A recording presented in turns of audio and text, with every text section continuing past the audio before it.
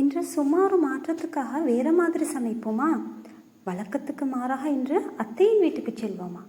மாலை சும்மா ஒரு மாற்றத்துக்காக வெளியே போகலாமா?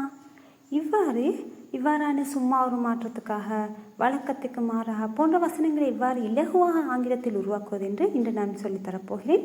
ஆகவே வீடியோவை ஸ்கிப் செய்யாமல் பார்ப்பதன் மூலம் ஒரு தெளிவான அறிவை பெற்றுக்கொள்ளலாம். Welcome to free learners corner. இதுவரை சப்ஸ்கிரைப் செய்யாதவர்கள் சப்ஸ்கிரைப் செய்யுமாறும் கேட்டுக்கொள்கிறேன். இங்கே நினைவில் வைத்துக்கொள்ள வேண்டிய விடயம் என்னவென்றால், செய்வோமா, வருவோமா, போவோமா என்பது அனைத்தும் எதிர்காலத்தை குறிக்கும் சொற்கள். ஆகவே ஒரு விடயத்தை செய்வோமா, நாங்கள் போவோமா என்று எவ்வாறு குறிப்பிடுவது? அதற்கு நாங்கள் பயன்படுத்தக்கூடிய ஆக்சிலரி வெர்ப் ஷெல் அல்லது வில். ஐ அல்லது வீற்கு ஷெல் பாவிக்க முடியும். அடுத்தது அனைத்துக்கும் நாங்கள் வில்லை பாவிக்க வேண்டும். இங்கே வி என்பதனால் நான் ஷெல்லை பாவித்திருக்கிறேன். ஷெல் வி செய்வோமா என்றால் ஷெல் வி டூ. அவை முதலில் ஷெல் வியை போட மறக்க வேண்டாம்.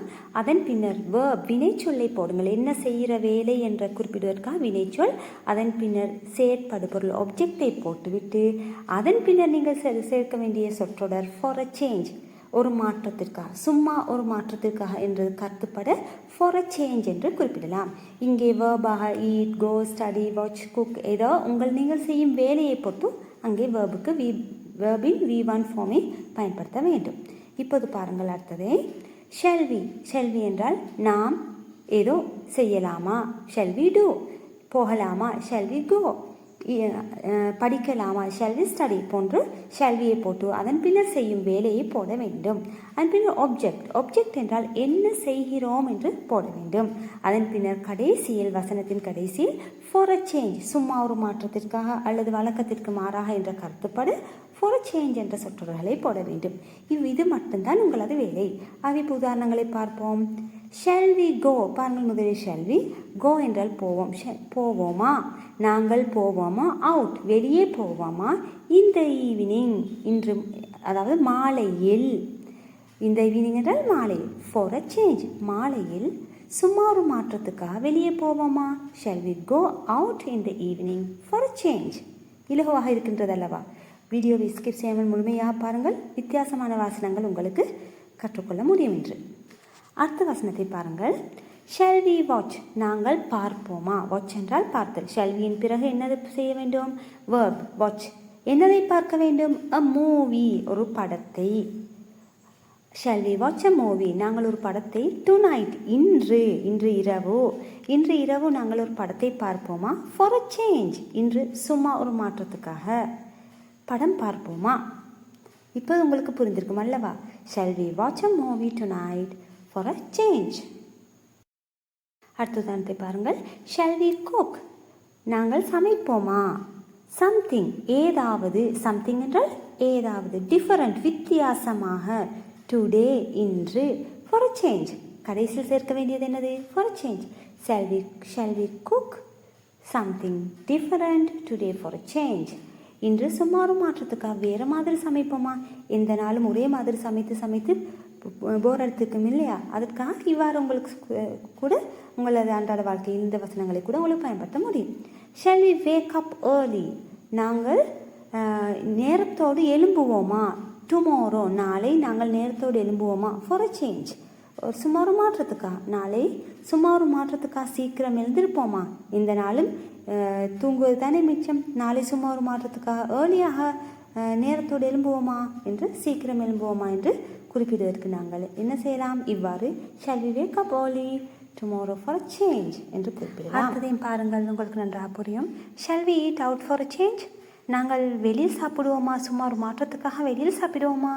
Shell we try something new for a change, நாங்கள் ஏதாவது புதிதாக ட்ரை பண்ணுவோமா, முயற்சி செய்வோமா.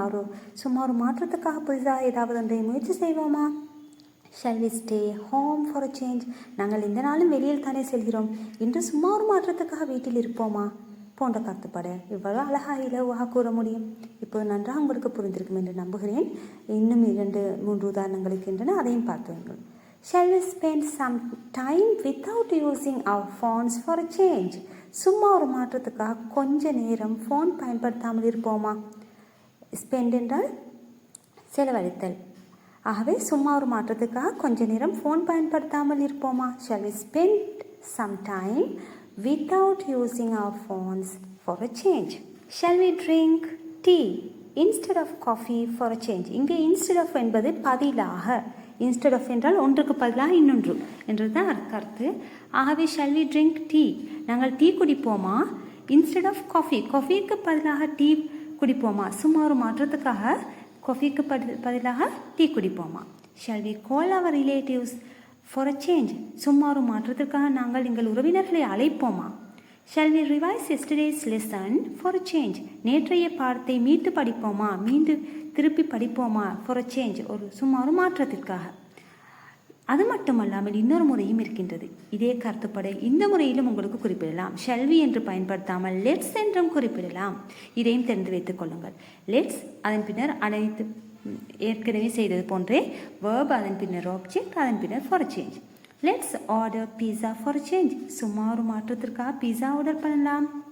இங்கே பண்ணுவோமா என்று குறிப்பிடுவதல்ல, பண்ணலாம் என்று குறிப்பிடுவதே அதன் கருத்து. ஆகவே லெட்ஸ் என்றால் ஏதாவது செய்யலாம் என்று குறிப்பிடுதல், shall we என்றால் செய்யலாமா என்று கேட்டல். ஆகவே உங்களுக்கு இன்றைய லெசன்ஸ் நன்றாக புரிந்திருக்கும் என்று நம்புகிறேன். இது போன்ற மேலும் பல பயனுள்ள வீடியோக்களுக்கு ஃப்ரீ லேர்னர்ஸ் கோன யூடியூப் சேனலை சப்ஸ்கிரைப் செய்து லைக் அண்ட் ஷேர் பண்ணுவோம். For more useful lessons, please subscribe our channel Free Learners Corner, like and share. Thank you.